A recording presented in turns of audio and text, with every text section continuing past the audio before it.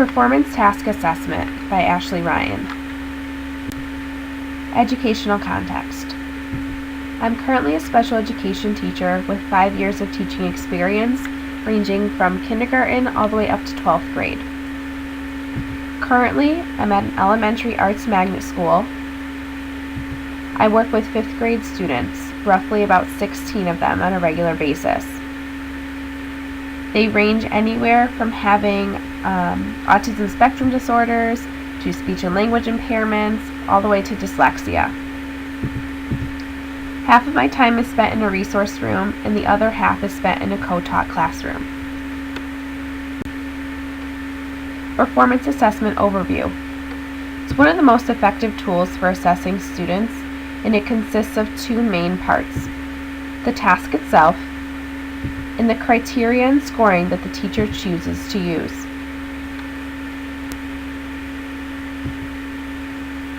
Here's the standard being measured.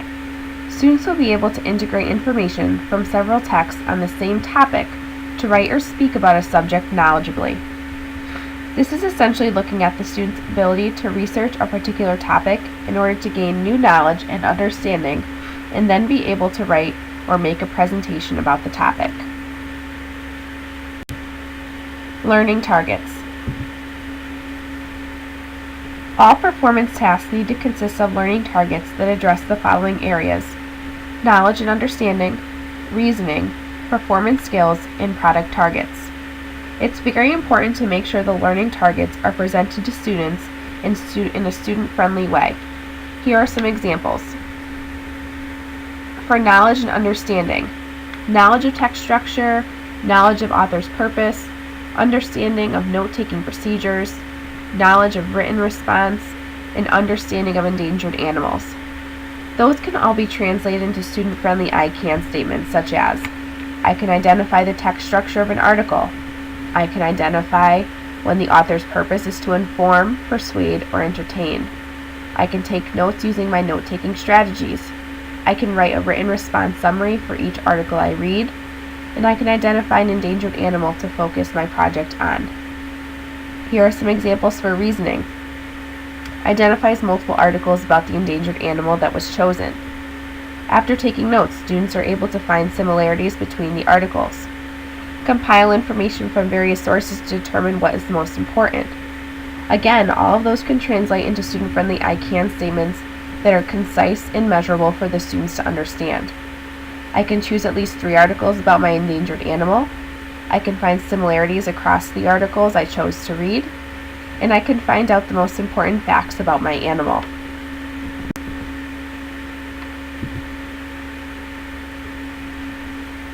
Here are some examples of performance skills and how they can translate into I can statements for students. Comprehension of what it means for an animal to be endangered and the vocabulary associated.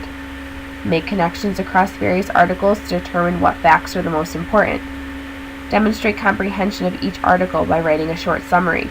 These all translate into, I can define what it means when the animal is endangered. I can make connections between articles to figure out the most important information. I can write a short summary of each article to show my teacher I understand what I read.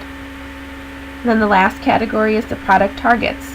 You can create a well-written response that summarizes the important information about endangered animals.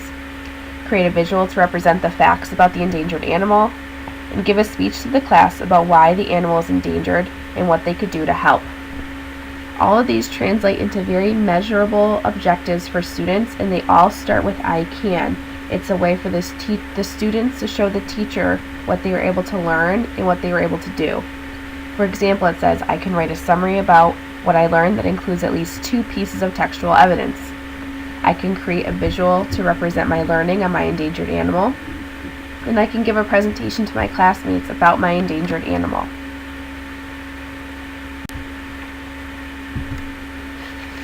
Student templates. A template is important to use so that the students are well aware and informed about the performance task. Consists of the goal, role, audience, steps, and final product. For example, for the purpose of this performance task, the student's goal is to make connections between different articles and to collect information about an endangered animal by reading at least 3 articles. the student's role is to become an expert on the endangered animal and to research an endangered animal by taking notes the way that my teacher taught me. The audience for the students would be their classmates, their teacher, and parents. There's also 5 steps for this particular task for students to follow in order to get to their final product. And then there's a section that describes what their final product is and what it's going to look like. So why use a rubric? It's one of the most effective grading devices a teacher can use. 2 key aspects to include are student-friendly language and parallel language. Rubrics allow teachers a way to determine how much their students have learned, along with guidelines for appropriate and meaningful feedback. A student-friendly rubric. Here's an example of a rubric that would be used in order to measure this performance task. The categories included are research and note-taking, article summaries, paper components, spelling and grammar, visual project, and speech. The scale used ranges from a 1 to a 5, 5 being an exemplar and 1 being incomplete or completely missing. There's a logical progression across the rubric as far as language and requirements. Summary of assessment critique. The rubric clearly aligns with the steps and procedures. The rubric focuses on the following categories: research and note-taking, article summaries, paper components, spelling and grammar, visual project, and speech. The categories are measured by the level of completion of the overall project. The highest points are obtained when students go above and beyond the expectation. The purpose of the rubric is to provide clear guidelines for what scholarly work looks like. Each of the achievement targets are clearly identified and then presented in student-friendly language. Each of the targets relate directly back to the state standard. The learning targets also gives teachers the opportunity to carry over the learning targets across curricular areas, so students can get adequate practice. The method makes sense as it aligned to the goals and purposes. For the purpose of the performance task, sampling would not be a good estimate of student learning because of the aspects of individuality that are embedded in the task. There is a comment section on the rubric where teachers can add additional information. The purpose of the comment section is to increase communication and give outside stakeholders an overview of student achievement. Comments can also be filled out by students when they engage in self-assessments. The rubric is written in student-friendly language, and students complete their own rubric before the teacher does. They are also given the opportunity to collaborate with peers on an ongoing basis throughout the performance task. Overall, performance tasks are a great tool to use to measure authentic learning that goes on in your classrooms.